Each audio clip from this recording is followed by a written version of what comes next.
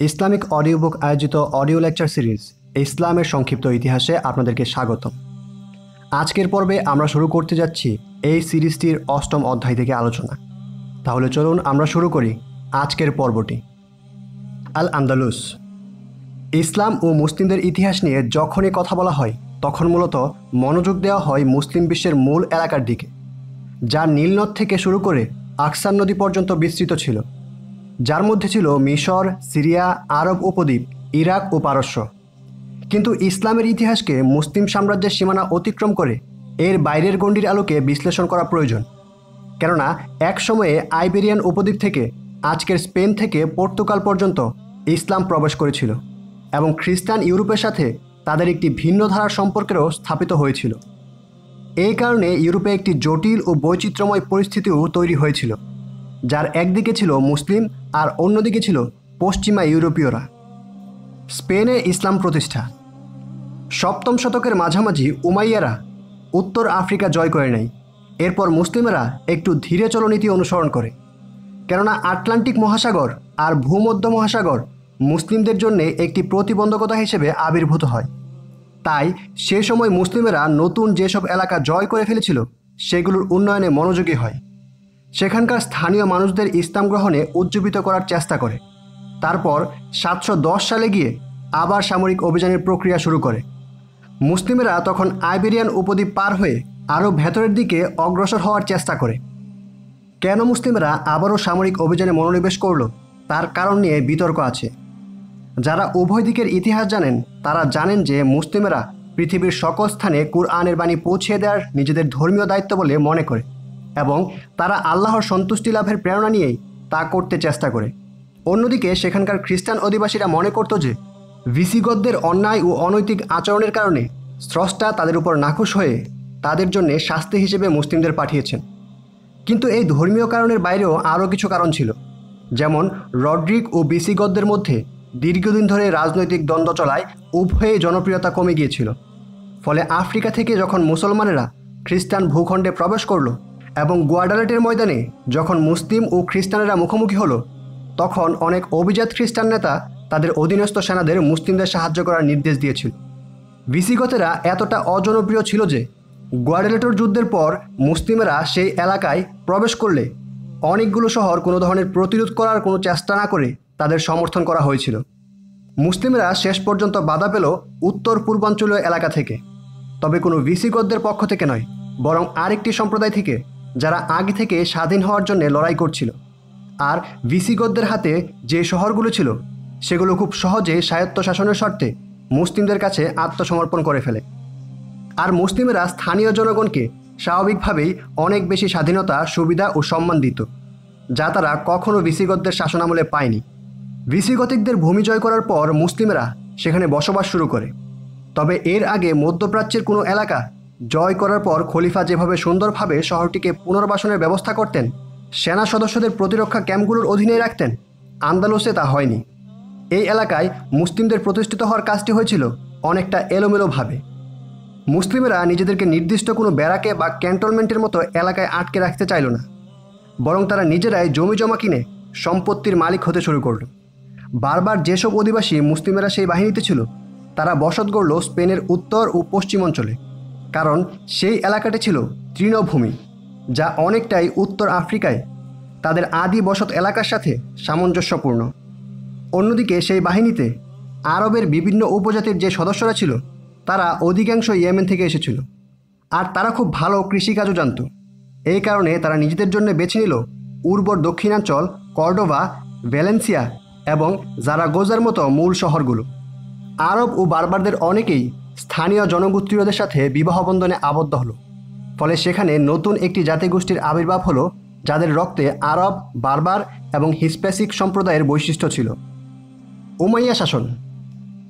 মুসলিম শাসন শুরু হওয়ার পর প্রথম কয়েক যুগে বিশাল উমাইয়া সাম্রাজ্যের মধ্যে আন্দালুস খুবই কম ঘটনাবহুল এবং স্থিতিশীল এলাকা হিসেবেই বিবেচিত হচ্ছিল। কিন্তু ৭৫০ সালের পর যখন উমাইয়াদের উৎখাত করে আব্বাসীয়রা ক্ষমতায় অধিষ্ঠিত হয়, তখন থেকে সেখানে সমস্যার সূত্রপাত হয়। সিরিয়ায় বসবাসরত উমাইয়া রাজবংশের অধিকাংশ সদস্যকেই হয় হত্যা করা হয়, নয়তোবা জেলে বন্দী করা হয়। শুধু আব্দুর রহমান নামক ২০ বছরের একজন উমাইয়া রাজপুত্র এই নিপীড়ন থেকে বেঁচে যান, যিনি দামেস্ক থেকে পালিয়ে মুসলিম সাম্রাজ্য ধরে ছুটতে থাকেন। তার প্রত্যাশা ছিল কেউই না কেউই উমাইয়া বংশের প্রতিনিধি হিসেবে তাকে সম্মান দেবে এবং সহযোগিতার হাত বাড়িয়ে দেবে। তার মা ছিলেন বারবার গোত্রীয়, তাই তিনি উত্তর আফ্রিকা পৌঁছে সেখানকার বারবারদের কাছে বেশি সাহায্য প্রত্যাশা করছিল। এভাবে আব্বাসীয় চরদের চোখ এড়িয়ে তিনি ৭৫৫ সালে আন্দালুসে পৌঁছাতে সক্ষম হন এবং সেখানেই নিজেকে প্রতিষ্ঠিত করে উমাইয়া সাম্রাজ্যের নামে শাসন শুরু করে। কর্ডোবাকে তিনি তার শাসন এলাকার রাজধানী ঘোষণা করেন।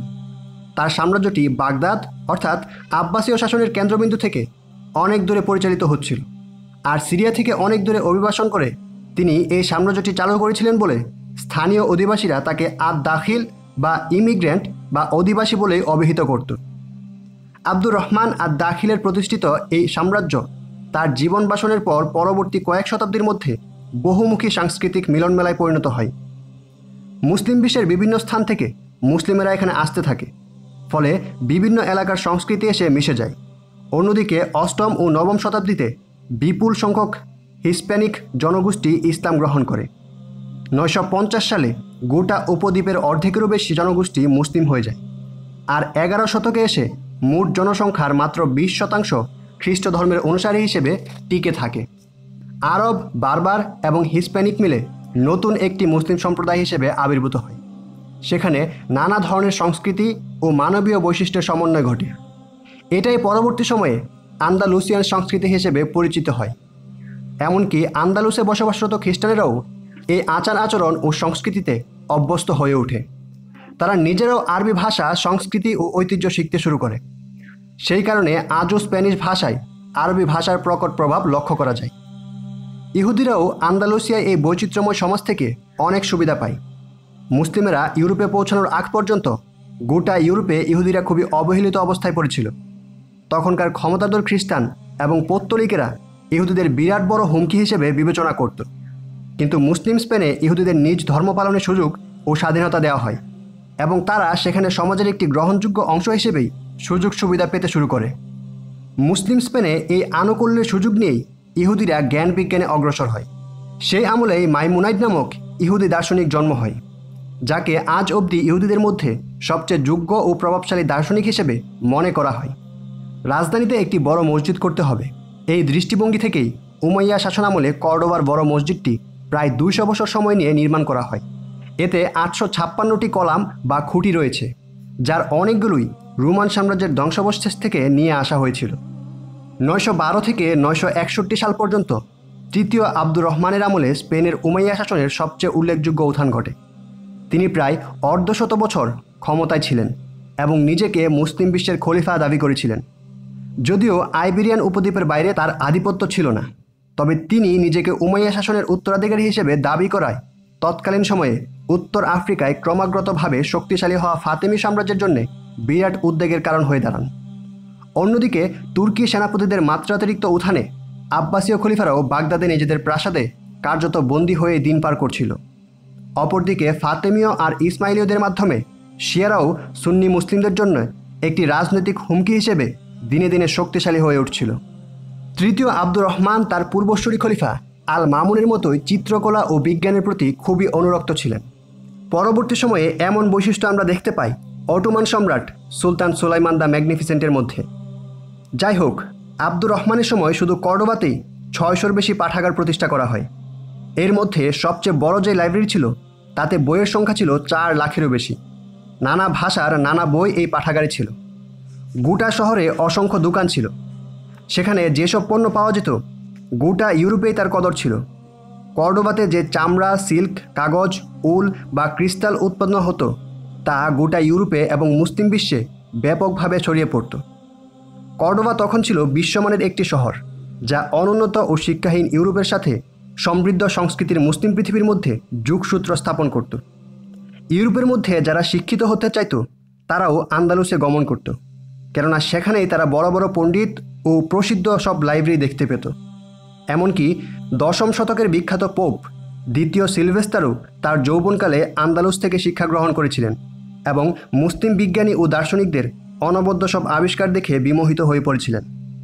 পরবর্তী শতাব্দীতে যখন ইতালি, ফ্রান্স এবং ইংল্যান্ডে বিশ্ববিদ্যালয় প্রতিষ্ঠিত হয়, তখন সেখানকার লাইব্রেরিতে যে বইগুলো ছিল সেই সবই ছিল কর্ডোবার এই লাইব্রেরিগুলোর ল্যাটিন ভাষায় অনুবাদের সংস্করণ। মুসলিম স্পেন হলো সেই স্থান যার মধ্যে দিয়ে মুসলিম বিশ্বের চিন্তা ও দর্শনগুলো ইউরোপে প্রবেশ করে, যার উপর ভর করে 14 শতকে ইউরোপে রেনেসাঁ তথা শিল্প বিপ্লব সংঘটিত হয়। কর্ডোবার বিস্ময়কর সৌন্দর্য কেবল এর জ্ঞানেই সীমাবদ্ধ ছিল না। তৃতীয় আব্দুর রহমান এবং তার পূর্বসূরি শাসকেরা আন্দালুসের নান্দনিক সৌন্দর্যের সব মসজিদ ও প্রাসাদ এবং নানা রকম স্থাপনা নির্মাণেও আগ্রহী ছিলেন। কর্ডোবার গ্র্যান্ড মসজিদটি আজও সেই নান্দনিক নিদর্শন হয়ে দাঁড়িয়ে আছে।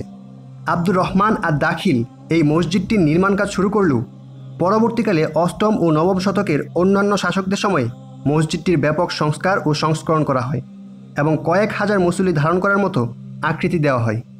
এই মসজিদটির মূল বৈশিষ্ট্য ছিল এর সবুজাব খুঁটিগুলো, যার উপরে ছিল লাল ও সাদা পাথরের মিশ্রণে তৈরি তোরণ। ইউরোপে এই ধরনের স্থাপত্যের আর কোনো নিদর্শন পাওয়া যায় না। কর্ডোবার মসজিদকে ইউরোপের দ্বিতীয় যে নান্দনিক স্থাপনার সাথে মেলানো যায় সেটাও মুসলিমদের হাতেই তৈরি। তা হলো কনস্টান্টিনোপল তথা ইস্তাম্বুলে অবস্থিত হাজিয়া সোফিয়া। খ্রিস্টানদের চার্চগুলো তখন যেই ধরনের হতো তার সাথে মুসলিমদের এই মসজিদগুলোর কোনো মিল ছিল না, বরং মসজিদগুলোতে ক্যালিওগ্রাফি এবং জ্যামিতির নানা নকশাও প্রতিফলিত করত।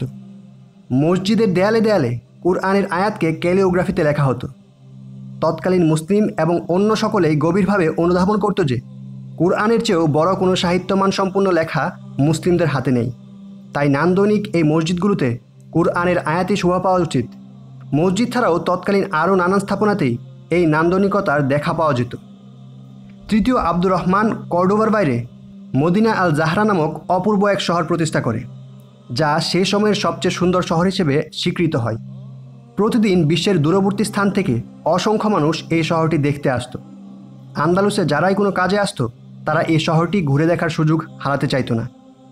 আর শুধু এক কর্ডোবাতেই এত সব নান্দনিক স্থাপনা থাকার কারণে ইউরোপের লোকেরা কর্ডোবাকে অর্নামেন্ট অব দ্য ওয়ার্ল্ড বা পৃথিবীর অলঙ্কার হিসেবে সম্বোধন করত। দুর্ভাগ্যজনক হলেও সত্য, জ্ঞান ও নান্দনিক স্থাপনা আন্দালুসের এই উৎকর্ষতা এই শহরের মানুষের জন্য বেদনারও কারণ হয়েছিল। তারা এতটাই বিলাসিতা ও আত্মতৃপ্তিতে ডুবেছিল যে যখন সেখানে বহিঃশত্রুর আক্রমণের সম্ভাবনা দেখা দিল, তখন নাগরিকেরা তাদের বিলাসিতাকে ছেড়ে যুদ্ধবিগ্রহে যেতে চাচ্ছিল না। কর্ডোবার শাসকেরা শত চেষ্টা করেও উত্তর থেকে আসা খ্রিস্টান সেনাদের মোকাবেলা করার জন্যে শহরের মুসলিমদের যুদ্ধের ময়দানে টেনে নিয়ে যেতে পারে না। আন্দালুসের নাগরিকেরা নিজেদের আমোদ প্রমোদ জীবন ছেড়ে মুসলিম স্পেনের রক্ষায় এগিয়ে যেতে মোটেই আগ্রহী ছিল না। 11 শতকের শুরুতে উমাইয়া এবং তাদের সমর্থকদের ক্ষমতা নিয়ে ব্যাপক লড়াই ও সংঘাত শুরু হয়। ফলে বহিঃশত্রুকে মোকাবেলা করার চেয়েও শহরের অভিজাত সম্প্রদায় কর্ডোবাতে নিজেদের প্রতিদ্বন্দ্বীদের ঘায়েল করতে বেশি ইচ্ছুক ছিল। এমনকি নিজেদের খায়েশাতকে পূরণ করার জন্যে তারা উত্তরের খ্রিস্টান এবং আফ্রিকার বারবারদেরও নিজেদের স্বার্থে ব্যবহার করার চেষ্টায় রত ছিল। এরই অংশ হিসেবে 1009 সালে দ্বিতীয় সুলাইমান তার প্রতিপক্ষ উমাইয়া নেতাকে ক্ষমতাচ্যুত করে। তার বাহিনীতে সিংহভাগ সদস্যই ছিল খ্রিস্টান ক্রিস্টিয়াল গোত্র এবং বারবার সম্প্রদায়ের। দ্বিতীয় সুলাইমান নিজেকে খলিফা হিসেবে দাবি করেন। পরের বছর সুলাইমানের প্রতিপক্ষরা আবার তাকে কাবু করার জন্যে কর্ডোবা আক্রমণ করে। আবার তার পরের বছর সুলাইমান নিজের অবস্থানকে সংহত করতে আক্রমণ পরিচালনা করে। এইভাবে বছরের পর বছর নিজেদের মধ্যেই দ্বন্দ্ব ফাসাদ চলতে থাকে। 10ম শতকে যে কর্ডোবা ছিল স্থিতিশীল ও সমৃদ্ধ, তা কয়েক বছরের মধ্যেই গৃহযুদ্ধের কারণে ছিন্নভিন্ন হয়ে যায়। 1010 থেকে 1020 সালের মধ্যে আন্দালুসের একতা ও সংহতি সম্পূর্ণ বিনষ্ট হয়ে যায়। এক আন্দালুসকে ভেঙেই অনেকগুলো রাজনৈতিক রাষ্ট্র জন্ম হয়, যেখানে প্রতিটি রাষ্ট্র বা প্রদেশকে তায়েফা হিসেবে অবহিত করা হতো। বারবার সংস্কার এবং তায়েফার যুগ। 11 শতকের অধিকাংশ সময় জুড়েই আন্দালুসে এই তায়েফা শাসনটি অব্যাহত থাকে। তায়েফা শব্দটি এসেছে কুরআন থেকে, যেখানে মুসলিমদের দুটো প্রতিনিধি তাইফার তথা ধারা, গ্রুপ বা সম্প্রদায়ের মধ্যে শান্তি প্রতিষ্ঠা করার তাগিদ দেওয়া হয়েছিল। এই যুগটাই সেই অর্থে শান্তির কোনো অস্তিত্বই ছিল না। আরব, বারবার আর আইবেরিয়ান উপদ্বীপের মুসলিমেরা উমাইয়া শাসকদের হাঁটিয়ে তদস্থলে নিজেদের প্রতিষ্ঠা করা নিয়ে এতটাই ব্যস্ত ছিল যে নিজেদের মধ্যে বিভেদ, সংঘাত আর সংঘর্ষ যেন লেগেই ছিল। উমাইয়া শাসনামলে যে শহরগুলো অত্যন্ত গুরুত্বপূর্ণ ছিল, বিশেষ করে কর্ডোবা, সেভিল, গ্রানাডা এবং জারগোজা এগুলো সবই যুদ্ধের মধ্যে দিয়ে ছোট ছোট অনেকগুলো রাজ্যে বিভক্ত হয়ে পড়েছিল। একসময়ের সমৃদ্ধ আন্দালুস অল্প সময়ের মধ্যেই যুদ্ধবিধ্বস্ত একটি দেশে পরিণত হয়ে গেল। তৎকালীন সময়ে আইনবিদ, ইতিহাসবিদ ও দার্শনিক ইবনে হাজম তার বিভিন্ন লেখায় সেই বিপর্যয়গুলোর বর্ণনা লিখে শোক প্রকাশ করেছেন। মুসলিম আমির উমারারা আন্দালুসে ক্ষমতায় যে পারস্পরিক লড়াই নেমেছিল তা গোটা আইবেরিয়ার মুসলিমদের জন্যই পরিহাস হয়ে দাঁড়ায়। কেননা মুসলিমদের এই অহেতুক প্রতিযোগিতায় যদি কারো ফায়দা হয়ে থাকে তাহলে তা হয়েছিল উত্তরের খ্রিস্টান রাষ্ট্রগুলোর। সপ্তম শতকের শুরুতেই আইবেরিয়ার বড় এলাকাকেই মুসলমানেরা জয় করে নিয়েছিল, তবে একেবারে উত্তর অঞ্চলের কিছু এলাকা মুসলিমদের নিয়ন্ত্রণের বাইরে ছিল। সেখানে খ্রিস্টানেরা ছোট ছোট রাষ্ট্র গড়ে তুলেছিল, আর চারপাশে পাহাড় দিয়ে বেষ্টিত হওয়ায় সেই রাষ্ট্রগুলো বেশ সুরক্ষিতও ছিল। যতদিন আন্দালুস একত্রিত ছিল খ্রিস্টানেরা চুপটি মেরেছিল, কিন্তু আন্দালুস কয়েকটি ভাগে ভাগ হওয়ার পর থেকেই খ্রিস্টানেরা তার সুযোগ নেওয়ার চেষ্টা করল। বেশ কয়েকজন তায়েফা মুসলিম রাজা নিজেদের প্রতিদ্বন্দ্বী মুসলিম রাজাকে কাবু করার জন্যে খ্রিস্টান সেনাবাহিনীর সাহায্য চেয়ে বসল। এই ধরনের কৌশল গ্রহণ করায় মুসলিম মনীষী এবং ধর্মপরায়ণ মানুষেরা বেশ কষ্ট পেয়েছিল, কিন্তু তায়েফার রাজাদের কাছে নিজেদের ক্ষমতা আর আধিপত্য বাড়ানোর চেয়েও আর কিছুই তখন বড় হয়ে ওঠেনি। অন্যদিকে মুসলিমদের সহায়তা করার বিনিময়ে খ্রিস্টান নানা সম্প্রদায়, বিশেষত ক্রাস্টাইল, লিওন এবং নাভারেরা ধনে সম্পদে আরও শক্তিশালী হয়ে উঠছিল। তাদের সাম্রাজ্যও আস্তে আস্তে প্রসারিত হচ্ছিল।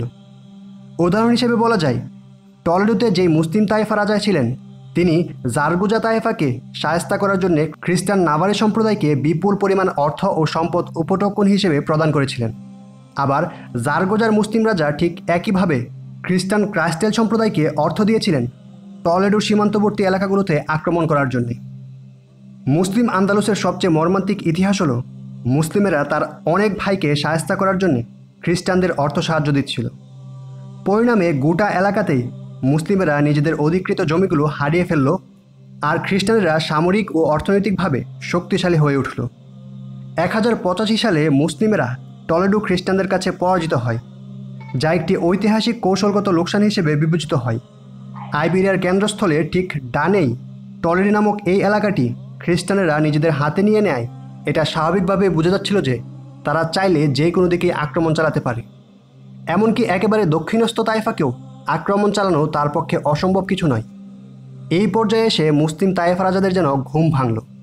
তারা বুঝতে পারল যে তারা এককভাবে খ্রিস্টানদের আর পরাজিত করতে পারবে না। তাই তারা মুসলিম বিশ্বের কাছে সাহায্য কামনা করল, আর সেই সাহায্যটি অবশেষে এলো আফ্রিকার একটি ইসলামী ঐতিহাসিক আন্দোলন থেকে, যার নাম ছিল মুরাবিতুন। মুরাবিতুন আন্দোলন গড়ে উঠেছিল মরক্কোর দূরবর্তী মরুভূমি এলাকায়। উত্তর আফ্রিকা আর পশ্চিম আফ্রিকার মধ্যবর্তী বাণিজ্যিক রুটের কাছেই এই আন্দোলনের বিকাশ হয়।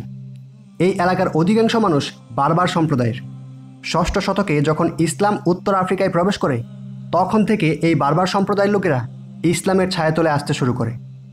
11শ শতকের মধ্যে প্রায় সকল বারবারই মুসলিম হয়ে যায়। তবে ইসলাম প্রবেশের আগে বারবারদের মধ্যে যেসব প্রথা ও অনুশাসন প্রচলিত ছিল, মুসলিম হওয়ার পরেও সেগুলোর কিছু কিছু আগের মতো অব্যাহত থাকে। যদিও আরব উপদ্বীপে ইসলাম পূর্ব যুগে গোত্রগুলোর মধ্যে যে বিবাদ বা বিভেদ ছিল, বারবারদের মধ্যে তা তেমন ছিল না। যাই হোক, 11শ শতকের মাঝামাঝি সময়ে আবদুল্লাহ বিন ইয়াসিন নামক একজন ব্যক্তি বারবারদের প্রথাগত ইসলামের দিকে নিয়ে আসার লক্ষ্যে ব্যাপক প্রচেষ্টা শুরু করেন।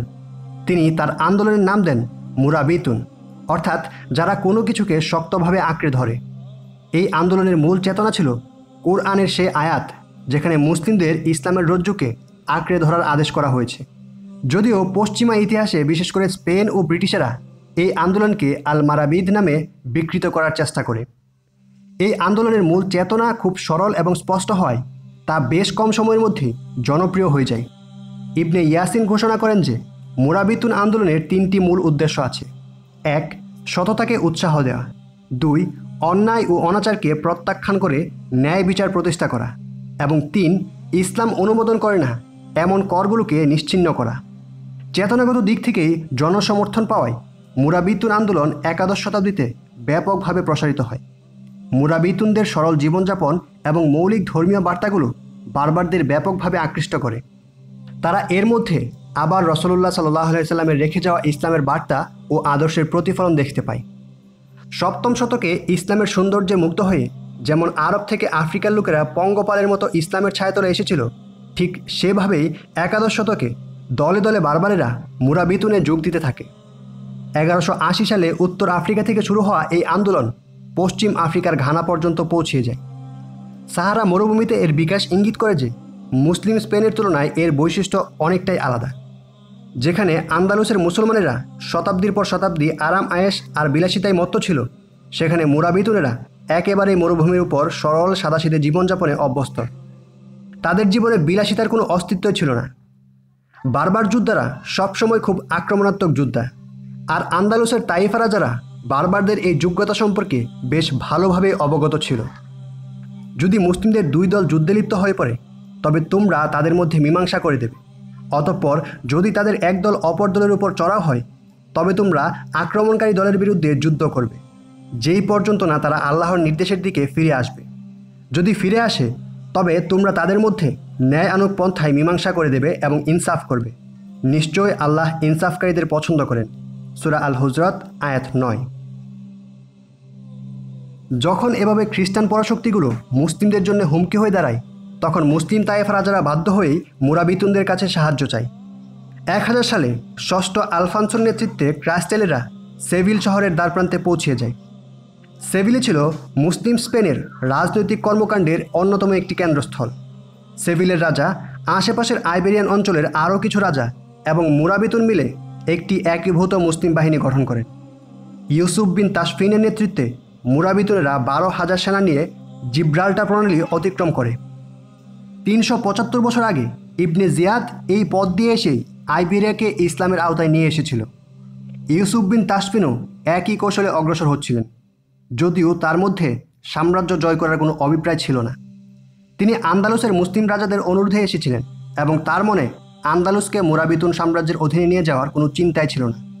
ইউসুফ বিন তাশফিনের সেনারা সেভিলের মুসলিম সেনাবাহিনীর সাথে যোগ দিয়ে বারাজুসের কাছে 1086 সালের অক্টোবরে আলফানসোর বাহিনীর বিরুদ্ধে জাল্লাকার যুদ্ধে মুখোমুখি হয়। এই যুদ্ধে ক্রাস্টাইল খ্রিস্টানেরা শোচনীয়ভাবে পরাজিত হয়। আলফানসো মুসলিমদের অধিকৃত জমি ছেড়ে পিছু হাঁটতে বাধ্য হয় এবং সেই যাত্রায় মুসলিম স্পেন বেঁচেও যায়। কিন্তু ইউসুফ বিন তাশফিনের যেহেতু সাম্রাজ্য বিস্তারে কোনো পরিকল্পনা ছিল না, তাই তিনি খ্রিস্টানদের আর তাড়া না করে তার অধিকাংশ সেনা নিয়ে আবার উত্তর আফ্রিকায় ফিরে যান। সেখানে আন্দালুসের তায়েফাদের মতো রাজনৈতিক কর্তৃত্ব নিয়ে কোনো দ্বন্দ্ব ফাসাদ ছিল না। যদিও মুরাবিতুনেরা আন্দালুসের স্থানীয় বাসিন্দা ছিল না, তা সত্ত্বেও তারা আন্দালুসে আসার পর বেশ জনপ্রিয়তা লাভ করেছিল। তারা জ্ঞান আহরণের জন্য স্থানীয় মুসলিম মনীষীদের উপরই বেশি নির্ভর করত এবং তাদেরই সরকারি কর্মকর্তা হিসেবে তারা নিয়োগ দিয়েছিল।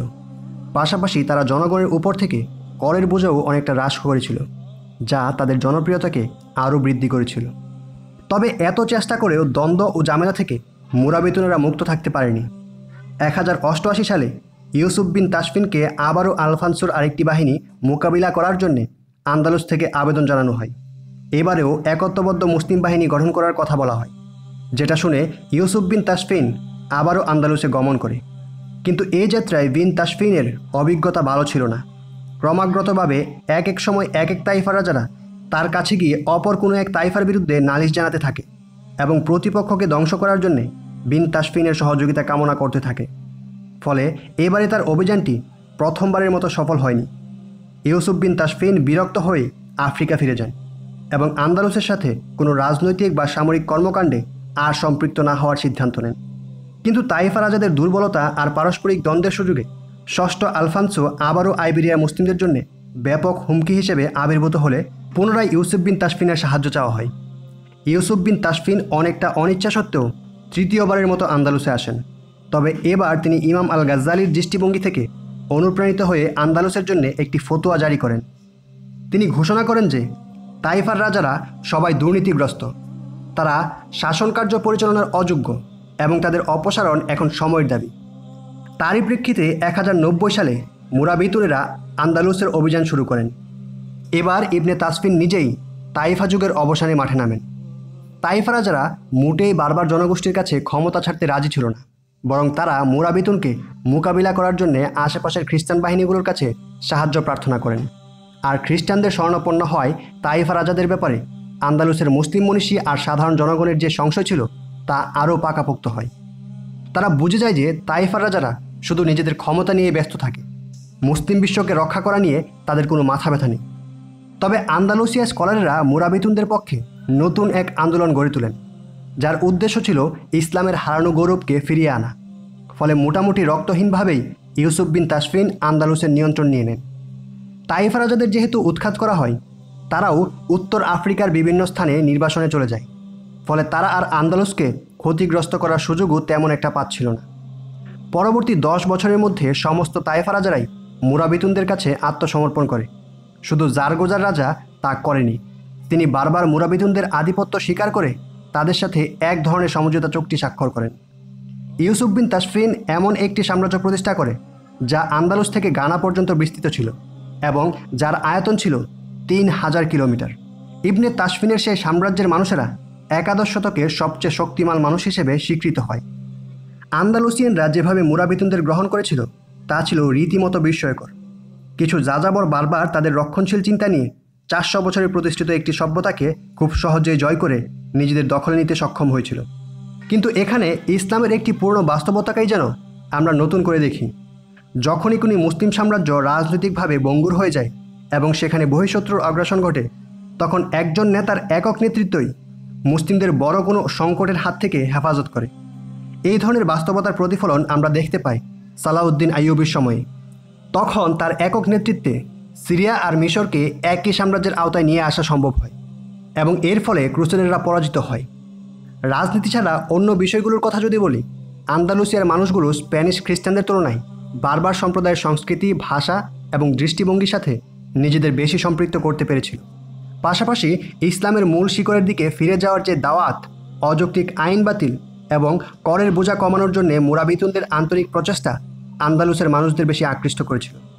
আন্দালুসিয়ানদের কাছ থেকে যতই সাহায্য ও সমর্থক পাক না কেন, মুরাবিতুনরাও উত্থান পতনের মানব ইতিহাসের বাইরের কোনো শক্তি ছিল না। ইউসুফ বিন তাসফিনের সময় যারা আইবেরিয়ার মুসলিম ভূমির অধিকাংশ আয়ত্ত নিতে পেরেছিল, কিন্তু এর বেশ আগেই তাইফা যুগে মুসলিম রাজ্য টলেডো খ্রিস্টানদের কাছে হাতছাড়া হয়ে গিয়েছিল। সেটাকে কোনোভাবে মুরাবিতুনরা আর পুনরুদ্ধার করতে পারেনি। অন্যদিকে খ্রিস্টান রাজ্যগুলো মুরাবিতুনদের উত্থানে একটু থেমে গিয়েছিল, যদিও তারা মোটেও নিশ্চিহ্ন হয়নি। বিন তাসফিনের পর মুরাবিতুনদের দায়িত্বে আসেন তারই সন্তান আলী, যিনি 1106 থেকে 1143 সাল পর্যন্ত ছিলেন, যিনি তার পিতার মতো ততটা যোগ্য ছিলেন না। যদিও তিনি নিষ্ঠার দিক থেকে ভালো মানুষ ছিলেন, কিন্তু সাম্রাজ্য সম্প্রসারণ ও পরিচালনায় তার পিতা ইবনে তাসফিনের মতো পারদর্শী ছিলেন না। একাদশ শতকের শেষে যখন মুরাবিতুনরা প্রথম আন্দালুসে প্রবেশ করে, তখন তাদের জনপ্রিয়তা পাওয়ার একটা বড় কারণ ছিল জনগণ মনে করেছিল যে মুরাবিতুনরা খ্রিস্টানদের সমূলে উচ্ছেদ করতে পারবে। কিন্তু 12 শতকে গিয়ে যখন মুরাবিতুনরা তা করতে পারল না, অধিকন্তু খ্রিস্টানরাও ভেতরে ভেতরে আরও শক্তিশালী হয়ে উঠতে শুরু করল, তখন মুরাবিতুনরা আন্দালুসে প্রশ্নবিদ্ধ হয়ে পড়ল। পুরনো উমাইয়া সাম্রাজ্যের রাজধানী কর্ডোবাতে মুরাবিতুনদের বিরুদ্ধে বিদ্রোহ দেখা দিল, কেননা সেখানকার স্থানীয় মানুষেরা বিদেশি মুরাবিতুন শাসকদের ব্যাপারে ক্রমশ ক্ষিপ্ত ও অসন্তুষ্ট হয়ে উঠছিল। মুরাবিতুনদের সত্যিকারের পতন প্রকৃতপক্ষে শুরু হলো উত্তর আফ্রিকা থেকে, যেখান থেকে তাদের উত্থানের সূচনা হয়েছিল। আটলাস পর্বতমালার উপারে আরেকটি বারবার আন্দোলনের সূত্রপাত ঘটে, যা ক্রমান্বয়ে মুরাবিতুনদের রাজধানী মারাকেশের উপর ছায়া ফেলতে শুরু করল। এই আন্দোলনের কর্মীরা নিজেদের মুয়াহিদুন বা তাওহিদপন্থী হিসেবে দাবি করত। নয়া এই আন্দোলনের নেতা ছিলেন ইবনে তুমার্ত।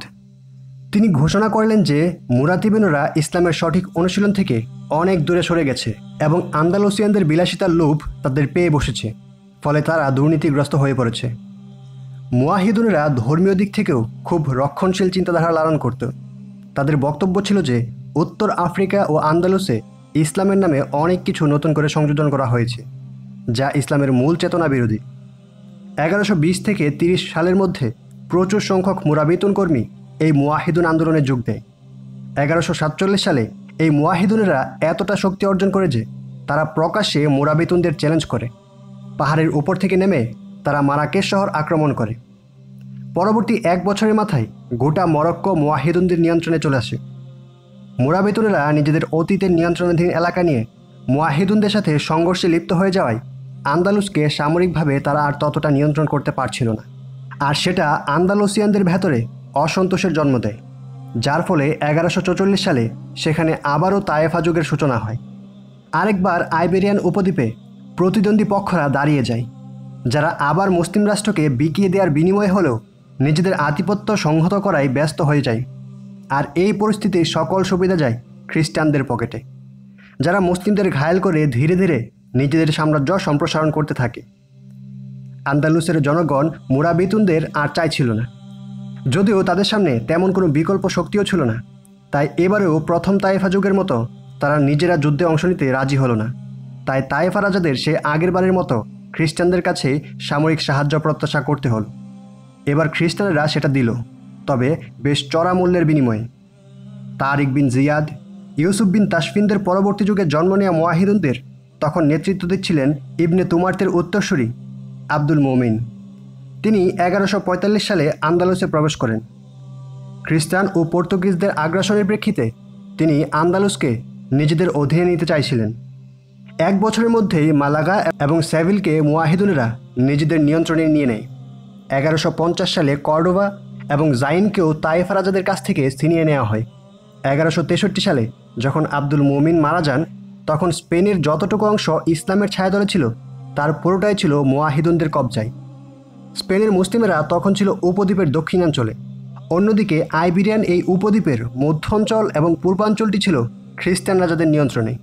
বিশেষত কাস্টাইল, পর্তুগিজ এবং আরগাউনরা তখন এই অঞ্চলগুলো নিয়ন্ত্রণ করত। উমাইয়া শাসনামলে স্পেনের মুসলিমের যে বিশাল কৃতিত্ব অর্জন করে বড় বড় স্থাপনা নির্মাণ করে, সেগুলো তখন ছিল কেবলই স্মৃতি। আন্দালুসিয়ার মানুষ বুঝে ফেলেছিল আইবেরিয়ান উপদ্বীপটির নিয়ন্ত্রণ কার্যত খ্রিস্টানদের কাছেই চলে গেছে, আর খ্রিস্টানেরা কখনোই জ্ঞানের প্রসার করতে বা সাম্রাজ্যকে এগিয়ে নিতে কার্যকর উদ্যোগ নেবে না। তারপরেও তাদের খ্রিস্টানদের দয়ার উপর বাঁচতেই হবে। মুয়াহিদুনদের উত্থান স্পেনে ইসলামের পুনর্জাগরণের পথ প্রশস্ত করে। তাদের দেখে আন্দালুসিয়ার মানুষেরা আবার ইসলামী অনুশাসন অনুসরণে উদ্যত হয়। সে সময় মুসলিম বেশ কিছু স্কলারও সামনে এগিয়ে আসেন, যার মধ্যে অন্যতম ছিলেন ইবনে রুশদ, যাকে পশ্চিমা বিশ্ব অ্যাভেরস নামে অভিহিত করে।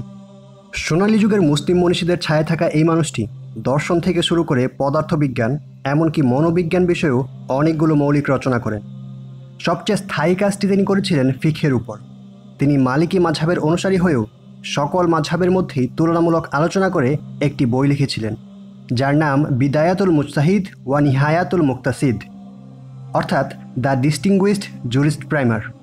পরবর্তী কয়েক শতাব্দীতে এই বইটি ফিকহ শাস্ত্রের সবচেয়ে মৌলিক বই হিসেবে গণ্য হয়, যেখানে ইসলামের বিভিন্ন মাযহাবের মতপার্থক্যগুলোকে সুন্দর করে পর্যালোচনা করা হয়। ইবনে আরবি এবং আবুল হাসান আশ-শাদিলির মতো সুফি সাধকেরাও এই সময়ে আবির্ভূত হন। তারা মুসলিমদের আল্লাহর সাথে সম্পর্ক বৃদ্ধি করার ব্যাপারে তাগিদ দেন। অনেকেই ধারণা করেন যে আন্দালুসে এবং উত্তর আফ্রিকায় মুসলিমদের মধ্যে বিভাজন দেখে তার বিকল্প হিসেবেই তারা মুসলিমদের আত্মাধিকতার দিকে ধাবিত করার চেষ্টা করেন। মুয়াহিদুনরা মৌলিকভাবে মুরাবিতুনদের নীতিমালাগুলোকেই অনুসরণ করত। এরা দুই পক্ষই উত্তপ্ত মরুভূমির সন্তান। তারা উভয়েই তাদের অঞ্চলের রাজনৈতিক দুর্বৃত্তায়ন এবং সামাজিক অনাচারগুলোকে প্রতিহত করার লক্ষ্যে সূচনা ও অগ্রসর হয়েছিল। তারা দুই ধারাই আইবেরিয়া অঞ্চলে খ্রিস্টানদের উত্থানকে বারবার সফলভাবে থামাতে সক্ষম হয়েছিল, কিন্তু এই দুটি মতাদর্শই সময়ের বিবর্তনে শেষ পর্যন্ত সফলতা ধরে রাখতে পারেনি। তাদের পরবর্তী প্রজন্ম পূর্ববর্তী প্রজন্মের সেই চেতনা এবং কর্মশক্তিকে ধারণ করতে পারেনি। মুয়াহিদুনেরা আন্দালুসে পরবর্তীতে আর সফলতা পায়নি, কেননা তাদের পারিবারিক বিরোধ ও গোত্রগত সংঘাত সকলের সামনে চলে আসে। দ্বাদশ শতকের পরবর্তী পর্যায়ে আন্দালুসে গৃহযুদ্ধের সূত্রপাত হয়, যা খ্রিস্টানদের আগ্রাসনের মুখে আরও বিকটভাবে বেড়ে যায়। আর এবার বারবারদের ভেতর থেকে কোনো ধর্মীয় আন্দোলনেরও সূচনা হয়নি, যা এর আগে দুইবার আন্দালুসকে রক্ষা করেছিল। গ্রানাডা। প্রায় এক শতাব্দী খ্রিস্টানেরা মুসলিমদের বিভাজন ও আনুষঙ্গিক দুর্বলতার ফায়দা হাসিল করে। এই পর্যায়ে তৎকালীন পোপ তৃতীয় ইনোসেন্ট নতুন করে একটি প্যান ইউরোপীয় ক্রুসেডের ডাক দেন। 1212 সালে স্প্যানিশ, পর্তুগিজ এবং ফরাসি খ্রিস্টানেরা এক হয়ে সিয়েরা মরেনা পর্বতমালার পাদদেশে সমবেত হয়। এই পর্বতমালাই ছিল আইবেরিয়া উপদ্বীপের খ্রিস্টান ও মুসলিমদের সীমান্ত রেখা। কাস্টাইল নেতা তৃতীয় আলফানসোর নেতৃত্বে ক্রুসেডারেরা মুয়াহিদুনদের মূল ঘাঁটিতে আক্রমণ চালায়। উভয় পক্ষের মধ্যে প্রচণ্ড ভয়াবহ এক যুদ্ধ হয়। পশ্চিমারা এই যুদ্ধকে বলে লাস নাভাস ডে টেলোসা, আর মুসলমানেরা বলে ওকাব। এই যুদ্ধে মুসলিমেরা শোচনীয়ভাবে বিপর্যয়ের মুখে পড়ে যায়। প্রায় 1 লাখ মুসলিম সেনা যুদ্ধে শাহাদত বরণ করে এবং আন্দালুসে মুয়াহিদুনদের ক্ষমতার মূল ভিত্তিরই পতন ঘটে যায়। এই যুদ্ধ কেন মুসলিমেরা হারল সেটা গুরুত্বপূর্ণ নয়। যেটা গুরুত্বপূর্ণ তা হলো যুদ্ধের কঠিন পরিণতি। এই যুদ্ধের পরই মুসলিমদের নিয়ন্ত্রণাধীন এক একটি শহর যেন খ্রিস্টানদের পায়ে লুটিয়ে পড়তে থাকে। 1228 সাল থেকে 1248 সালের মধ্যে ভ্যালেন্সিয়া, সেভিল, বাডাজোস, মাজরুকা, মুরজিয়া, জায়েন এবং অন্য আরও কয়েকটি শহর খ্রিস্টানদের নিয়ন্ত্রণে চলে যায়। 1236 সালে মুসলিম কর্ডোবারও পতন হয়। সেই শহরের বিশাল মসজিদ, অসংখ্য লাইব্রেরি, প্রাসাদ এবং উদ্যান কোনো কিছুই আগ্রাসী খ্রিস্টানদের থামাতে পারেনি। খ্রিস্টানেরা শহরটি দখল করে নেওয়ার পরই কর্ডোবার বিশাল সেই মসজিদকে ক্যাথলিক ক্যাথেড্রালে পরিণত করা হয়। সেই ক্যাথেড্রাল তথা সাবেক সেই মসজিদের মাঝে বিরাট এক ঘণ্টা বসানো হয়। যেই মসজিদটি মক্কার দিকে মুখ করে বানানো হয়েছিল সেটা তাই থাকে, কিন্তু তাতে সব খ্রিস্টান স্থাপনা বসানো হয়।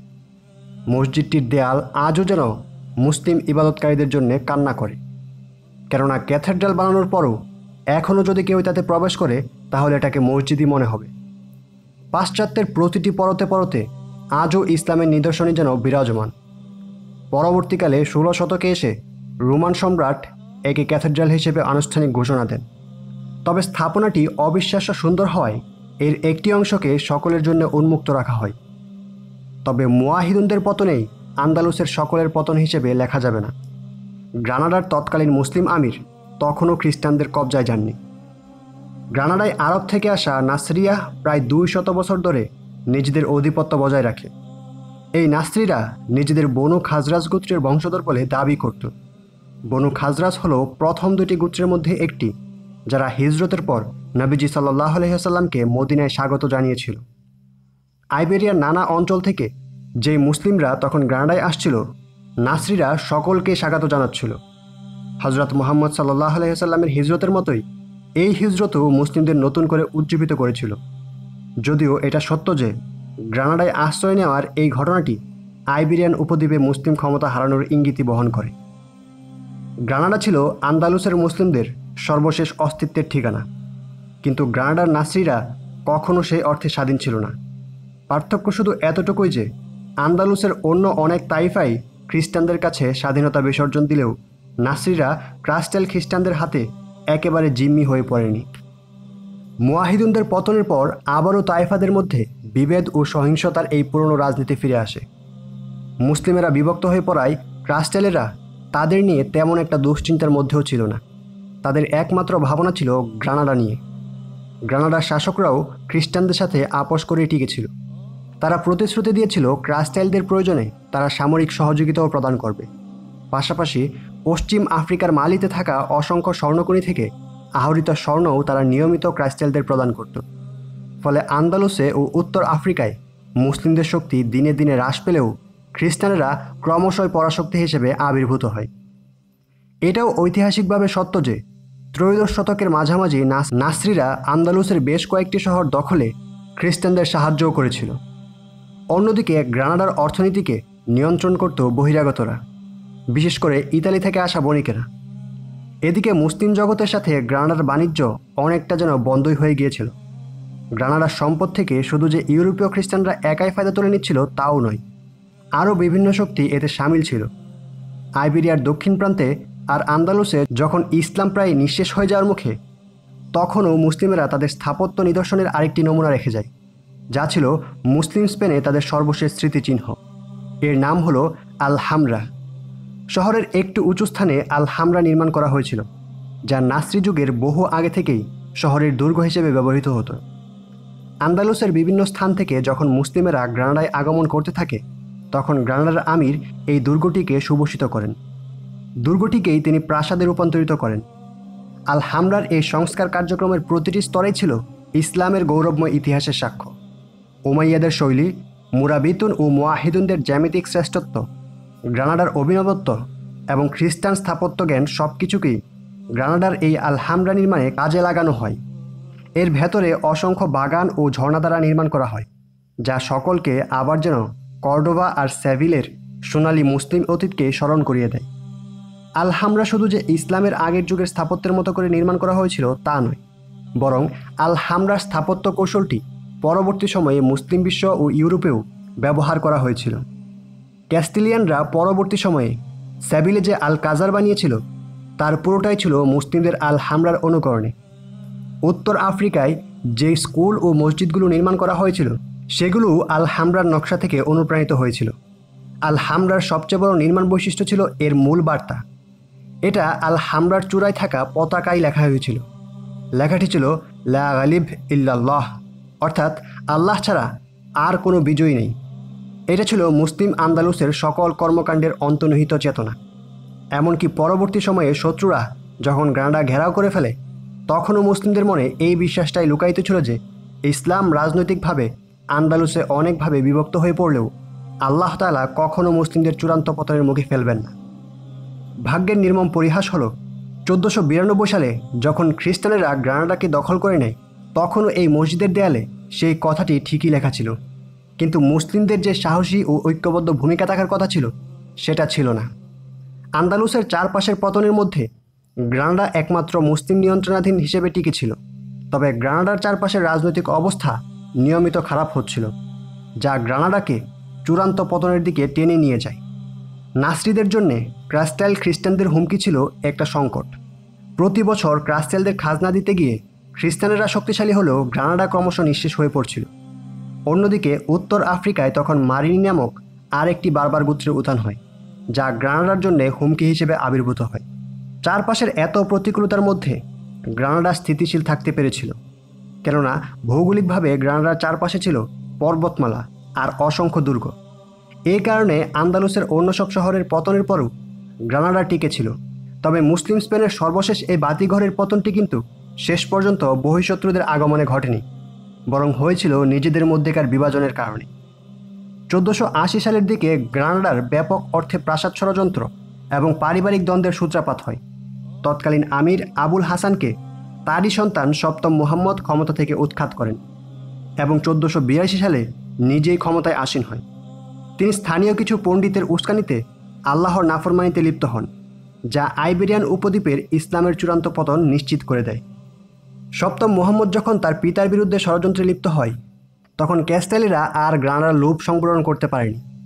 মুসলিমদের বিভাজনের সুযোগ নিয়ে তারা গ্রানাডার বেশ কয়েকটি দুর্গ দখল করে নেয়, যা গ্রানাডার নিরাপত্তা কবচ হিসেবে দীর্ঘদিন ধরে ব্যবহার হয়ে আসছিল। 1453 সালে অটোমানেরা কনস্ট্যান্টিনোপল জয় করার জন্য যে কামান ব্যবহার করেছিল এবং যার মাধ্যমে তারা পূর্ব ইউরোপে ইসলামের যাত্রা শুরু করেছিল, সেই কামান ব্যবহার করেই খ্রিস্টানেরা পশ্চিম ইউরোপ থেকে ইসলামকে বিলুপ্ত করার উদ্যোগ নেয়। এর আগে যতবার খ্রিস্টানেরা আন্দালুসের মুসলিমদের বিরুদ্ধে আক্রমণ করেছিল ততবারই উত্তর আফ্রিকা থেকে বারবারেরা এসে তাদের দ্বীনি ভাইদের রক্ষা করেছিল। কিন্তু পঞ্চদশ শতকে যখন আন্দালুসের মুসলিমেরা বিপদে পড়ে গেল তখন আর তাদের উদ্ধার করার মতো কেউই ছিল না। উত্তর আফ্রিকায় তখন গৃহযুদ্ধ চলমান ছিল, তাই সেখানকার শাসকেরা তখন নিজেদের সমস্যা নিয়ে ব্যস্ত ছিল। গ্রানাডার মুসলিমেরা মিশরের মামলুকদের কাছেও সাহায্য চেয়েছিল, কিন্তু তারা রূপক অর্থে সাহায্য করা ছাড়া আর কিছুই করতে পারছিলেন না। খ্রিস্টানদের মোকাবেলা করার জন্যে গ্রানাডার নিজেদের অন্তকলহের অবসান করা জরুরি ছিল, যদিও বাস্তবে তা ছিল রীতিমতো অসম্ভব। সপ্তম মুহাম্মদের নেতৃত্বে গ্রানাডার জন্যে দুঃখ বাড়ানো ছাড়া আর কিছুই করতে পারেনি। খ্রিস্টানেরা 1486 সালে সপ্তম মুহাম্মদকে গ্রেফতার করে। সেই সুযোগে তার বাবা পুনরায় সিংহাসনটি পুনরুদ্ধার করেন। 1 বছর পর খ্রিস্টানদের আনুগত্য করার শর্তে সপ্তম মুহাম্মদকে মুক্ত করে দেওয়া হয়। খ্রিস্টানদের সামরিক সহযোগিতা নিয়ে তিনি আবার গ্রানাডায় নিজের শাসন প্রতিষ্ঠা করেন। ফলে গ্রানাডায় আবার গৃহযুদ্ধ শুরু হয়, আর এই যাত্রায় তার প্রতিদ্বন্দ্বী ছিল তারই চাচা। অন্যদিকে ক্যাস্টাইলিরা মুহাম্মদের চাচার বিরুদ্ধে সামরিক অভিযান শুরু করে। এই যুদ্ধে সপ্তম মুহাম্মদ কারো পক্ষেই কাজ করেননি, আর তার নিষ্ক্রিয়তার সুযোগই খ্রিস্টানেরা গ্রানাডার বৃহৎ অংশের নিয়ন্ত্রণ নিয়ে নেয়। সেই মুহূর্তে অবশ্য খ্রিস্টানদের আর মুহাম্মদের সাহায্যের তেমন একটা দরকারও ছিল না। বিখ্যাত ক্যাথলিক শাসক ফার্ডিনান্ড এবং ইসাবেলা উদ্যোগ নিয়ে খ্রিস্টানদের 2 গ্রুপ অর্থাৎ ক্রাস্টাইল এবং অ্যারাগনদের একত্রিত করে, যাতে উত্তর স্পেনে তারা নির্বিঘ্নে অভিযান চালাতে পারে।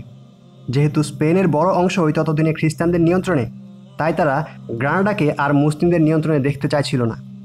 যদিও সপ্তম মুহাম্মদ তার পূর্বসূরীদের মতোই খ্রিস্টানদের খাজনা অব্যাহতভাবে দিতে চাইছিলেন। তা সত্ত্বেও খ্রিস্টানেরা আর গ্রানাডার পৃথক মুসলিম অস্তিত্বকে সহ্য করতে পারছিল না। 1490 থেকে 91 সালে যখন গ্রানাডা চূড়ান্ত পতনের ক্ষণে ছিল, তখন এই শহরের মানুষগুলো শহরের ভেতরে অনেকটা নিঃসঙ্গ হয়ে জীবনযাপন করছিল। বাইরের জগতের সাথে তাদের যোগাযোগ এবং জীবন ধারণের উপকরণগুলোর সরবরাহ অনেকটা বন্ধ হয়ে গিয়েছিল। শহরে উদ্বাস্তুর সংখ্যা বেড়ে গিয়েছিল, আর স্থানীয় মানুষগুলো বড় আকারে হতাশায় ডুবে গিয়েছিল। যেহেতু তারা উত্তর আফ্রিকার মুসলিমদের কাছ থেকে কোনো সাহায্য পাচ্ছিল না, তাই গ্রানাডার একার পক্ষে সংখ্যায় এবং প্রযুক্তিতে উৎকর্ষতা থাকায় স্প্যানিশদের মোকাবেলা করা কঠিন ছিল।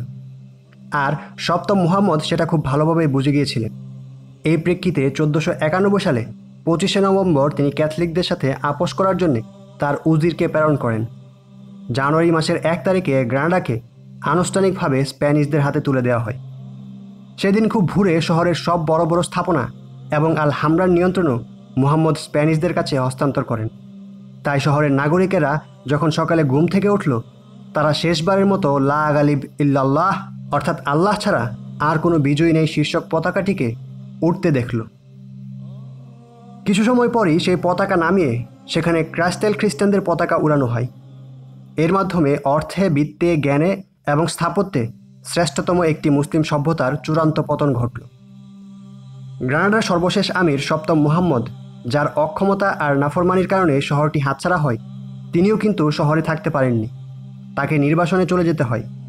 কথিত আছে, যাওয়ার সময় তিনি বারবার তার প্রিয় শহরের দিকে মুখ ঘুরিয়ে তাকাচ্ছিলেন আর কান্না করছিলেন। তার মা তখন তাকে বলেছিলেন, মেয়ে লোকের মতো তোমার প্রিয় শহরের জন্য কান্না করো না, কেননা যখন তোমার সময় ছিল তখন তুমি পুরুষের মতো গর্জে উঠে তাকে রক্ষা করতে পারোনি। দ্য মরিস্কো। আন্দালুসের রাজনৈতিক ইতিহাসের যবনিকাপাত ঘটে 1492 সালে, কিন্তু সেখানে যে স্পেনের মুসলিমদের চূড়ান্ত বিলুপ্তি ঘটে তা বলা যাবে না। আইবেরিয়া উপদ্বীপে তখন জনসংখ্যা ছিল 70 থেকে 80 লাখ। এর মধ্যে প্রায় 6 লাখ মানুষ ছিল মুসলিম, আর এর অধিকাংশই ছিল গ্রানাডাই। ক্যাথলিকেরা শাসনের সুযোগ পেলেও তাদের পক্ষে এক ঝটকায় এত বিপুল সংখ্যক মুসলিমদের তাড়িয়ে দেওয়া সম্ভব ছিল না। আইবেরিয়ার অনেক এলাকা তখনও স্থানীয় অর্থনীতি পরিচালনার জন্য মুসলিমদের উপর নির্ভরশীল ছিল। তাছাড়া মুসলিমদের বের করে দিয়ে খ্রিস্টান লোক দিয়ে সেই শূন্যস্থান পূরণ করবে এই পরিমাণ খ্রিস্টানও তখন ছিল না। তাই ইসাবেলা ও ফার্ডিনান্ড প্রথম দিকে অনেকটা বাধ্য হয়ে মুসলিমদের প্রতি সহনশীল আচরণ করে। তবে নিজ ধর্মের শাসক না থাকায় মুসলিমেরা সামাজিকভাবে হেয় হয়েও তখনও তারা নিজেদের মতো করে ইসলাম চর্চা করতে পারছিল। তার মানে এটাও নয় যে খ্রিস্টানেরা মুসলিমদের খ্রিস্ট ধর্মে দীক্ষিত করার কোনো চেষ্টা চালায়নি। কোনো মুসলিম যদি স্বেচ্ছায় খ্রিস্ট ধর্ম গ্রহণ করত, তাহলে তাদের স্বর্ণমুদ্রা, ঘোড়াসহ নানান ধরনের দামি উপকরণ উপহার দিয়ে দেওয়া হতো। নিরুপায় ও হতাশাজনক অবস্থায় এসবের লোভে পড়ে 1492 সালের পর বহু মুসলিম খ্রিস্টান ধর্ম গ্রহণও করে। তবে খ্রিস্টানেরা পরবর্তীকালে বিস্মিত হয়ে পড়েছিল এটা দেখে যে এইভাবে খ্রিস্টান ধর্ম গ্রহণকারী অনেকেই তাদের উপটকনগুলো ব্যবহার করার পর আবার ঠিকই মসজিদে গিয়ে নামাজ পড়ত, কুরআনও তেলাওয়াত করত। যেহেতু মুসলিমদের যারা বাহ্যিকভাবে খ্রিস্টান ধর্ম গ্রহণ করেছে, তারা উপহার গ্রহণ করতে যতটা সিরিয়াস, খ্রিস্টান ধর্ম পালনে ততটা সিরিয়াস ছিল না। তাই ক্যাথলিকেরা মুসলিমদের ব্যাপারে আরও কঠোর নীতি আরোপ করার সিদ্ধান্ত নিল। 1499 সালে ফ্রান্সিসকো জিমেনেজ দে সিজনেজর নামে একজন পাদ্রীকে আর্চ বিশপ হিসেবে নিয়োগ দেওয়া হয়, যিনি জোরপূর্বক ধর্মান্তকরণের প্রয়াস বৃদ্ধি করে। মুসলিমদের মধ্যে যারা খ্রিস্ট ধর্ম গ্রহণ করছিল না, তাদের উপর তিনি ভয়াবহ নির্যাতন ও নিপীড়ন চালাতেন। তার ভাষাটি এমন ছিল, এসব বিধর্মীরা যদি মুক্তির পথে স্বেচ্ছায় না আসে, তাহলে এগুলোকে টেনে হিচড়ে লাইনে আনা হবে। ফলে মুসলিমদের মধ্যে এই নিপীড়কদের বিরুদ্ধে বিদ্রোহ জন্ম নিল। গ্রানাডার মুসলিমেরা খ্রিস্টান শাসকদের অধীনে আছে ততদিনে প্রায় 8 বছর, কিন্তু সেবারই তারা প্রথম খ্রিস্টানদের বিরুদ্ধে আন্দোলন করল, তাও সে আর্চ বিশপের কারণে। মুসলমানেরা গ্রানাডার সড়ক অবরোধ করল এবং ঘোষণা দিল যে তারা ডে সিজনেদের নীতির কাছে মাথা নত করবে না। মুসলিমদের এই বিদ্রোহ ক্যাথলিক খ্রিস্টানদের সামনে মুসলিম সম্প্রদায়কে সমূলে নিশ্চিহ্ন করার একটি সুযোগ তৈরি করে দেয়। মুসলিম বিদ্রোহীদের দুটো উপায় বাতলে দেওয়া হয়, হয় তাদের মৃত্যুদণ্ড পেতে হবে, না হয় খ্রিস্ট ধর্মে দীক্ষিত হতে হবে। আর খ্রিস্টান হয়ে গেলে তাদের ক্ষমাও করে দেওয়া হবে। নিরুপায় হয়ে প্রাণ বাঁচাতে মুসলিমেরা খ্রিস্টান ধর্মে ধর্মান্তরিত হওয়ার অপশনকেই বেছে নেয়, আর দলে দলে খ্রিস্ট ধর্মে ধর্মান্তরিত হতে শুরু করে। গ্রানাডার বাইরে সামান্য কিছু বিদ্রোহের উদ্যোগ হয়েছিল, তবে স্প্যানিশ শাসকেরা খুব ভালোভাবে তা সামাল দিতে সক্ষম হয়। 1502 সালে বিদ্রোহকে নির্মূল করার পর খ্রিস্টানেরা গোটা স্পেনকে মুসলিমদের উৎখাত করার আনুষ্ঠানিক প্রক্রিয়া শুরু করে। অবশিষ্ট সকল মুসলিমকে জানিয়ে দেওয়া হয়, হয় ধর্মান্তরিত হও, নয়তোবা স্পেন ত্যাগ করো, আর তা না হলে মৃত্যুবরণ করো। বেশিরভাগ ক্ষেত্রেই মুসলিমদের খ্রিস্টান ধর্মে ধর্মান্তরিত হওয়াকে গ্রহণ করতে হয়, যার ফলশ্রুতিতে কয়েক বছরের মধ্যে গোটা স্পেন জুড়েই খ্রিস্টানদের আধিপত্য প্রতিষ্ঠিত হয়। 1492 সালে স্প্যানিশরা স্পেন থেকে সব ইহুদিকে উচ্ছেদ করে। পরবর্তী সময়ে অটোমান সুলতান দ্বিতীয় বায়েজিদ তার সেনাবাহিনীকে আদেশ দিয়েছিলেন যাতে স্পেন থেকে আগত ইহুদিদের উদ্ধারস্থদের সাদরে বরণ করে নেওয়া হয়। সেই কারণেই 20 শতকের আগ পর্যন্ত ইস্তাম্বুলে বিভিন্ন জায়গা থেকে আগত বেশ উল্লেখযোগ্য সংখ্যক ইহুদি বসবাস করতে পেরেছিল। বাস্তব অবস্থা যদি চিন্তা করি তাহলে স্পেনে এত নিপীড়নের পরেও ইসলাম টিকেছিল, কিন্তু আন্ডারগ্রাউন্ডে। যারা মুসলিম থেকে খ্রিস্টান হয়েছে তাদের তখন বলা হতো মারিস্কো। স্পেনের শাসকেরা সবসময় মারিস্কোদের সন্দেহের চোখে দেখত এবং ধারণা করত যে তারা আসলে ভয় থেকে খ্রিস্টান হয়েছে, কিন্তু খ্রিস্টীয় অনুশাসনকে তারা কখনোই আন্তরিকভাবে অনুসরণ করার চেষ্টা করত না। এই কারণে মারিস্কো এবং তাদের পরবর্তী প্রজন্ম যাতে তাদের ইসলামী শিকড়টি থেকে বিচ্ছিন্ন হয়ে যায়, এই জন্যে তারা অনেকগুলো নতুন আইন প্রণয়ন করে। 1511 সালে মুসলিমদের কোরবানি করার বিধানকে আইন করে নিষিদ্ধ করা হয়। 1513 সালে নারীদের হিজাব ও নেকাব করার বিধানকে নিষিদ্ধ করা হয়। মুসলিমদের নিজস্ব যে ধর্মীয় পোশাক সেটাও প্রকাশ্যে পরিধান করাকে 1523 সালে নিষিদ্ধ করা হয়। সেই সাথে মরিস্কোরা যাতে শুক্রবার গোসল না করে এবং তারা যেন শুক্রবার ঘরের দরজা খোলা রাখে তাও আইন করে নিশ্চিত করা হয়। এটা এই জন্য করা হয় যাতে গোপনেও কোনো মরিস্কো জুমআর নামাজ আদায় করার সুযোগ না পায়। মরিস্কোদের পরিবারে বিয়ের সময় খ্রিস্টান সদস্যদের রাখা বাধ্যতামূলক করা হয়, যাতে এটা নজরদারি করা যায় যে ইসলামের বিবাহ সম্পর্কিত আইনকে কোনো মরিস্কো অনুসরণ করে কিনা। 1526 সালে আরবি শব্দ উচ্চারণকে নিষিদ্ধ করা হয়। মরিস্কোদের জন্যে বাইরে তো বটেই, এমনকি ঘরের ভেতরেও ক্যাস্টিলিয়ান ভাষায় কথা বলাকে বাধ্যতামূলক করা হয়। এইভাবে মরিস্কোরা ধর্মীয় ও সাংস্কৃতিকভাবে ইসলাম থেকে আরও বিচ্ছিন্ন হয়ে যায়। সাহসী কিছু মরিস্কো অবশ্য তখনও ছিল, যারা এত কিছুর পরেও গোপনে ইসলামের চর্চা জারি রাখে এবং নিজেদের ধর্মীয় বিশ্বাস আরও পাকাপোক্ত করার চেষ্টা করে। এত কিছু করেও মরিস্কোদের অন্তর থেকে ইসলামকে মুছে দেওয়া সম্ভব হয়নি, বরং মরিস্কোরা আরও কৌশলী হয়ে উঠল যে কীভাবে আইনের আওতায় থেকেই তারা ইসলামকে লালন করতে পারে। মুসলিম স্কলারেরা বেশ কিছু ফতোয়া জারি করলেন, যাতে মুসলিমেরা খ্রিস্টান শাসকদের রক্তচক্ষুকে বিবেচনায় নিয়ে প্রথাগত দৃষ্টিভঙ্গির বাইরে গিয়েও ধর্মচর্চা করতে পারে। উদাহরণ হিসেবে 1502 সালের দেয়া উরানের তথা বর্তমান আলজেরিয়ার মুফতির একটি ফতোয়ার কথা বলা যায়, যেখানে তিনি বলেছিলেন যে মুসলিমেরা নামাজের আগে পানি দিয়ে ওযু না করে পরিষ্কার দেয়াল ধরে তায়াম্মুম করেও নামাজ পড়তে পারবে, কিংবা দিনে 5 ওয়াক্ত নামাজ না পড়লেও একেবারে রাতের বেলায় অন্ধকারে 5 ওয়াক্ত নামাজ একসাথে পড়ে নিতে পারবে, অথবা আইন শৃঙ্খলা বাহিনী বাধ্য করলে পরিস্থিতির খাতিরে তারা শূকরের গোশতও খেতে পারবে। যেহেতু মাদ্রাসা ও মসজিদগুলোর সবই খ্রিস্টান প্রতিষ্ঠানে রূপান্তরিত হয়ে গিয়েছিল, তাই এসব জায়গায় যে ধর্মীয় আচারাদিগুলো সাধারণভাবে পালন করা হয় সেগুলোর সবই বাসাবাড়িতে করার তাগিদ দেওয়া হয়েছিল। আরবি ভাষাও লোকচক্ষুর অন্তরালে অনুশীলন করা হচ্ছিল এবং পিতামাতাও নিশ্চিত করতেন যাতে তাদের বাচ্চারা ইসলামী বিধিবিধান ও কুরআন পড়া শিখে নিতে পারে। খ্রিস্টান নামে থাকা মরিস্কোরা প্রতি রবিবার চার্চে যেত এবং সেখানে গিয়ে ঠিকই ক্যাথলিক ধর্মমতের খ্রিস্ট ধর্ম অনুশীলনও করত এবং তারপর বাসায় ফিরে এসে নিজেদের মুসলিম নাম নিয়ে আবার কুরআন তিলাওয়াত করত, তওবা করত এবং ইসলামের নির্দেশনা অনুযায়ী ধর্ম পালন করত। স্পেনের রাজারা মরিস্কোদের এই গোপন ধর্মচর্চার বিষয়টা যে একেবারে জানত না তা নয়। এমনকি গ্রানাডা দখল করার 100 বছর পরও স্পেনের খ্রিস্টান রাজা এবং ক্যাথলিক ধর্মযাজকেরা অনুধাবন করতে পারছিলেন যে মরিস্কোদের খ্রিস্টান ধর্মে দীক্ষিত করার কাজটি প্রত্যাশা অনুযায়ী সাফল্য পায়নি। প্রতিনিয়ত মরিস্কোরা ইসলামী অনুশাসন চর্চা করতে গিয়ে হাতে নাতে ধরা পড়ছিল, আর তাদের মারাত্মক শাস্তি দেওয়ার পরেও অন্য মরিস্কোদের ইসলামের অনুশীলন থেকে বিরত রাখা যাচ্ছিল না। এমন অবস্থাতে স্পেনের রাজা হলেন দ্বিতীয় ফিলিপ। তিনি ছিলেন উগ্রবাদী ক্যাথলিক যাজকদের ভীষণ ভক্ত। 1609 সালে স্পেন থেকে সকল মরিস্কোদের বের করে দেওয়ার সিদ্ধান্ত নেন তিনি। যদিও স্পেনের অনেক অভিজাত মহল তার এই সিদ্ধান্তের প্রতিবাদ করেছিল, কেননা তারা বুঝতে পারছিল যে গণহারে মরিস্কোদের বের করা হলে অর্থনীতিতে এর বিরূপ প্রভাব পড়তে পারে। কিন্তু তাদের আপত্তি সত্ত্বেও রাজা দ্বিতীয় ফিলিপ তার আগ্রাসী সিদ্ধান্ত বহাল রাখলেন। মরিস্কো অধ্যাসিত সবগুলো লোকালয়কে রাতারাতি খালি করে ফেলা হয়। তাদের গণহারে জাহাজে তুলে দেওয়া হয়। এই জাহাজগুলো ইউরোপের বিভিন্ন স্থান থেকে উত্তর আফ্রিকা যাচ্ছিল। মরিস্কোদের কিছু সম্পদ সাথে নিয়ে যাওয়ার সুযোগ দেওয়া হয়, যদিও তাদের অধিকাংশ সম্পদই এরই মধ্যে স্প্যানিশেরা বাজেয়াপ্ত করে ফেলেছিল। 4 বছরের কম এমন শিশুদের হৃদয় বিদারকভাবে মরিস্কো বাবা মায়ের সাথে যেতে দেওয়া হয়নি, বরং তাদের অন্যত্র তুলে নিয়ে যাওয়া হয় যাতে তাদের খ্রিস্টান হিসেবে বড় করে তোলা যায়। এই অবস্থায় স্পেনের দক্ষিণে আবারও একটি বিদ্রোহের সূচনা হয়, কেননা মরিস্কোরা এত বছর খ্রিস্ট ধর্ম পালন করেও যেহেতু উৎখাতের শিকার হলো, তাই বাকিরা চিন্তা করলো এভাবে লুকিয়ে লুকিয়ে ইসলাম পালনের আর কোনো মানে নেই, বরং ধর্মপরিচয় প্রকাশ্যে ঘোষণা করেই থাকা ভালো।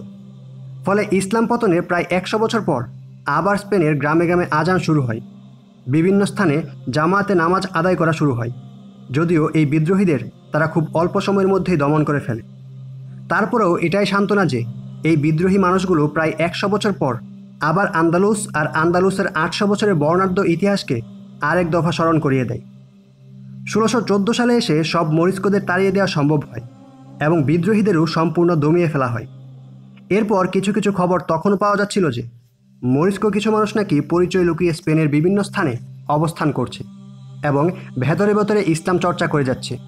তবে এই সীমিত সংখ্যক মরিস্কো আসলে আন্দালুসের একটা ছায়াকে ধারণ করা ছাড়া কার্যত আর কিছুই করতে পারছিল না।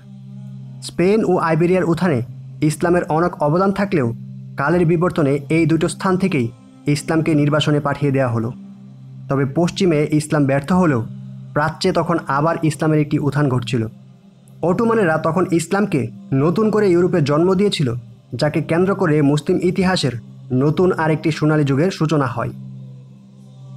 আলহামদুলিল্লাহ, এরই মাধ্যমে আমরা শেষ করছি এই সিরিজটির 8ম অধ্যায়। আসসালামু আলাইকুম রহমতুল্লাহি ওয়া বারাকাতুহু। জাযাকাল্লাহু খাইরান।